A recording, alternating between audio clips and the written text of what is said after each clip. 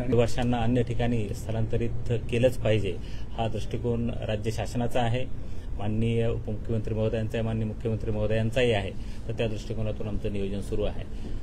पाणी साचण्याच्या घटना खूप घडतात महानगरपालिका क्षेत्रामध्ये, कशा प्रकारच्या सूचना दिल्या? कारण की ठाण्यात देखील खूप ठिकाणी पाणी साचतं, तसंच इतर महानगरपालिका क्षेत्रात देखील ठरते, काय सूचना दिल्या? सगळ्याच नागरी भागांमध्ये जो सखल प्रदेश आहे, सखल प्रदेशामध्ये काही ठिकाणी पाणी फ्लडिंगच्या, अर्बन फ्लडिंग ज्याला आपण म्हणतो, त्या घटना पावसाळ्यामध्ये निदर्शनास येत आहेत। त्या ठिकाणी पंपिंग मशिनरी लावलेली आहे, पंप्स लावलेले आहेत।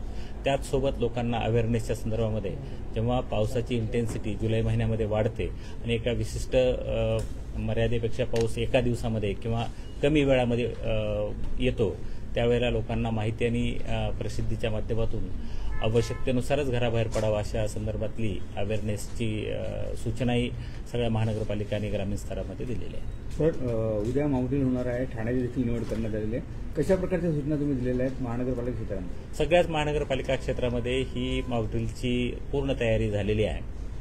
आज दुपारी त्या संदर्भातला आढावा आयोजित केला गेलेला आहे। सिव्हिल डिफेन्स असेल त्यांच्या माध्यमातून सगळ्याच महानगरपालिका आणि ग्रामीण क्षेत्रामध्येही ज्या ज्या ठिकाणी ती अवेलेबिलिटी आहे त्या सर्व ठिकाणी मॉकड्रिल घेण्याचा आमचा निर्धार आहे। ठाणे शहरामध्ये काही ठिकाणं निवडण्यात आली, कारण की तशा सूचना देखील देण्यात आलेल्या, तुमचं काय म्हणजे शासनावर? आज दुपारी त्या संदर्भातल्या डिटेल प्लॅनिंगची बैठक आहे, तर त्या बैठकीच्या नंतर निश्चितपणे सांगू शकेल की किती ठिकाणी करतोय। मात्र जिल्ह्यामध्ये सगळीकडेच करण्याच्या आम्हाला सूचना प्राप्त झालेल्या आहेत। धन्यवाद। Thank you sir. थँक्यू।